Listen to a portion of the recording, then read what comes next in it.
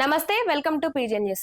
పవన్ కళ్యాణ్ కు ఎన్డీఏ కూటమి పెద్దలు పెద్ద బాధ్యతను కట్టబెట్టాలంటే అవుననే వార్తలు వినిపిస్తున్నాయి. ఎందుకంటే రీసెంట్ గా పవన్ కళ్యాణ్ ఇటు ఢిల్లీ పర్యటన చేశారు. ముఖ్యంగా కేంద్ర హోంమంత్రి అయిన అమిత్ షాను ఆయన కలిసి ఆయనతో భేటీ అయ్యారు. అయితే ఆ భేటీకి ముఖ్య కారణాలు ఏవైనా ఉన్నప్పటికీ ఇటు తెలంగాణ ఎన్నికల విషయమే అయి ఉండొచ్చు, లేదంటే ఇటు దేశవ్యాప్తంగా చూసుకున్నట్లయితే రాబోయే రోజుల్లో అంటే ఇంకో 2 నెలల్లో ఇటు తమిళనాడులో కూడా ఎన్నికలు జరిగే అవకాశం ఉంది. ఇక ఈ ఎన్నికలను దృష్టిలో పెట్టుకొని పవన్ కళ్యాణ్ ను ఏ విధంగా ఇటు ఎన్డీఏ కూటమి విజయానికి ఉపయోగించుకోవాలి, ఏ విధంగా పవన్ కళ్యాణ్ ను వీటిలో భాగస్వామిగా చేయాలి అనే ఒక ఆలోచనతో ఆయనతో భేటీ అయినట్టు తెలుస్తోంది. అయితే ఈ నేపథ్యంలోనే ముఖ్యంగా తమిళనాడు ఎన్నికలకు సంబంధించి పవన్ కళ్యాణ్ కు కీలక బాధ్యతలు కట్టబెట్టబోతున్నారు అనే వార్తలు కూడా వినిపిస్తున్నాయి.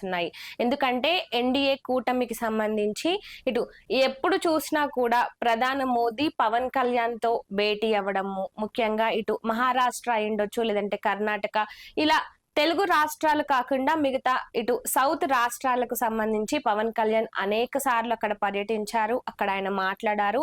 ముఖ్యంగా అక్కడి లోకల్లో జరిగే కార్యక్రమాలకు కూడా అటు ఆ రాష్ట్రాలకి సంబంధించిన ముఖ్య నేతలు కూడా ఎన్నో సార్లు పవన్ కళ్యాణ్ ను ఆహ్వానించారు. ఇక పవన్ కళ్యాణ్ అక్కడికి వెళ్లి మాట్లాడడం జరిగింది.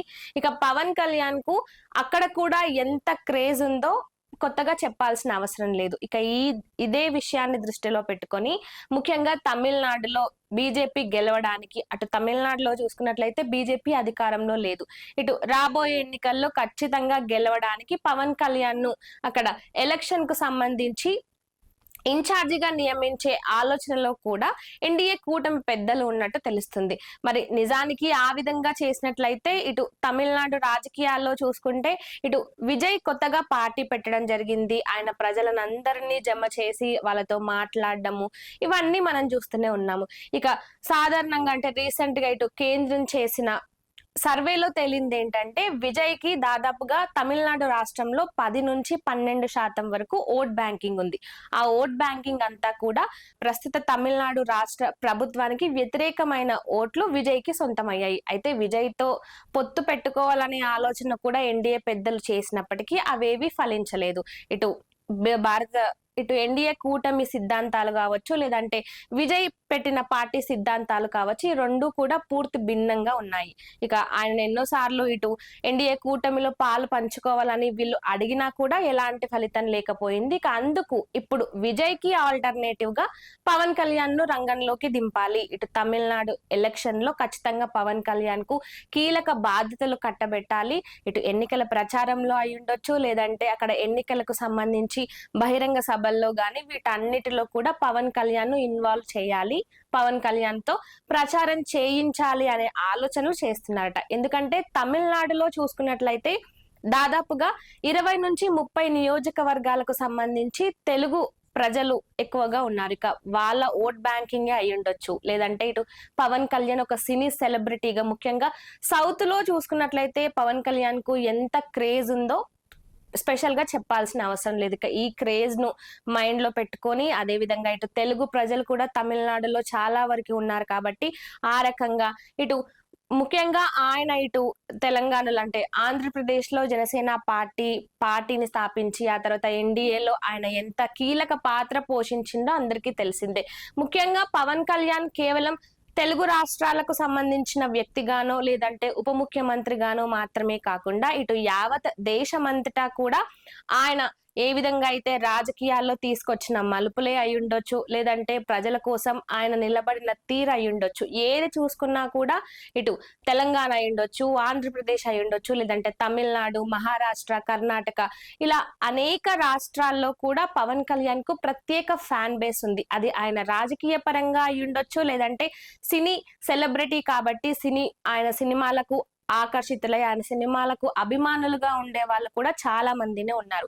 ఇక ఏదేమైనప్పటికీ ముఖ్యంగా ఎన్డీఏ కూటమి మాత్రం ఎలాంటి నిర్ణయాలు తీసుకున్నా, ఎలాంటి ఎత్తులు వేసినా కూడా ఖచ్చితంగా అందులో పవన్ కళ్యాణ్ ను ఇన్వాల్వ్ చేస్తున్నారనే విషయం ఇక్కడ స్పష్టంగా అర్థమవుతుంది. ఇక మనం గతంలో చూసుకున్నట్లయితే మోదీ ఎప్పుడు ఎక్కడ మాట్లాడినా అక్కడ ఆయనతో పాటు పవన్ కళ్యాణ్ ను పిలవడము, అలా ఏ రాష్ట్రంలో సభలు జరిగినా ఎక్కడ ఎలాంటి అభివృద్ధి కార్యక్రమాల్లో అయ్యుండొచ్చు, లేదంటే పార్టీలకు సంబంధించిన కార్యక్రమాల్లో అయ్యుండొచ్చు. ఎక్కడైనా సరే ఖచ్చితంగా మోదీ ఉన్న చోట పవన్ కళ్యాణ్ తరచుగా ఉంటూ వస్తున్నారు. ఆయన పవన్ కళ్యాణ్ గురించి ప్రస్తావిస్తూ కూడా ఎంతో గొప్పగా, అంటే పవన్ కళ్యాణ్ ఆవేశం గాని వీటన్నిటిని అంటే ఒక నెగటివ్ కోణంలో కాకుండా మోదీ ఆలోచనలకు పవన్ కళ్యాణ్ ఆవేశం తోడైతే, పవన్ కళ్యాణ్ ఆలోచనలు తోడైతే ఖచ్చితంగా ఇటు తెలుగు రాష్ట్రాల్లో ముఖ్యంగా ఆంధ్రాలో ఇప్పుడు ఏ విధంగా అయితే జనసేన పార్టీ ఎన్ని స్థానాల్లో పోటీ చేస్తే అన్ని గెలుచుకొని 100% స్ట్రైక్ రేట్ తో ముందుకు వెళ్తుందో, ఇక ఈ నేపథ్యంలోనే ఇటు తెలంగాణలో కూడా ఇటు రీసెంట్ గా మున్సిపల్ ఎలక్షన్ లో కూడా, మున్సిపల్ ఎన్నికలకు సంబంధించి ఇటు జనసేన పార్టీ కూడా కొన్ని జిల్లాల్లో పోటీ చేస్తుంది. ఇక అదే విధంగా మరికొన్ని జిల్లాల్లో బీజేపీ పార్టీ కూడా పోటీ చేస్తుంది. ఇక ఈ పోటీ నేపథ్యంలో ఇటు అమిత్ షాతో పవన్ కళ్యాణ్ భేటీ అయిన సందర్భంలో ఇటు ముఖ్యంగా ఎన్నికల గురించి, ఇటు తెలంగాణలో ఇప్పుడు మున్సిపల్ ఎన్నికలకు సంబంధించి కూడా చర్చించినట్టు తెలుస్తోంది. మరి పవన్ కళ్యాణ్ ను ఇటు తెలంగాణ రాష్ట్రంలో మాత్రమే కాకుండా రానున్న తమిళనాడు ఎన్నికల్లో కూడా పవన్ కళ్యాణ్ ను ఇన్వాల్వ్ చేయడానికి కూటమి పెద్దలు డిసైడ్ అవుతున్నట్లు తెలుస్తుంది.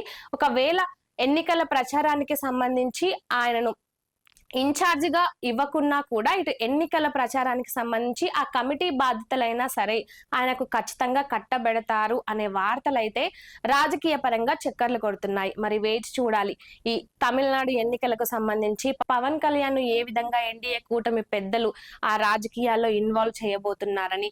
ముఖ్యంగా సనాతన ధర్మానికి సంబంధించి సనాతనవాదిగా పవన్ కళ్యాణ్ ఇటు తిరుమల తిరుపతి లడ్డూ విషయమే అయి ఉండొచ్చు. ఇలా అనేక విషయాల్లో కేవలం ఒక రాష్ట్రానికి, ఒక వర్గానికి సంబంధించిన ప్రజలని ఎక్కడా కూడా ఆలోచించకుండా ఇటు ముఖ్యంగా తెలుగు రాష్ట్రాల ప్రజలు అయ్యుండొచ్చు, యావత్ దేశానికి సంబంధించి సనాతన ధర్మం గురించి ఆయన మాట్లాడుతున్న తీరు గాని ఇవన్నీ కూడా ఇటు తమిళనాడు ప్రజలను కూడా గట్టిగానే ఆకట్టుకుంటున్నాయి. మరి ఈ తమిళనాడు రాబోయే ఎన్నికల్లో పవన్ కళ్యాణ్ ఏ విధంగా తన ఇంపాక్ట్ ని చూపించబోతున్నారనేది వేచి చూడాలి.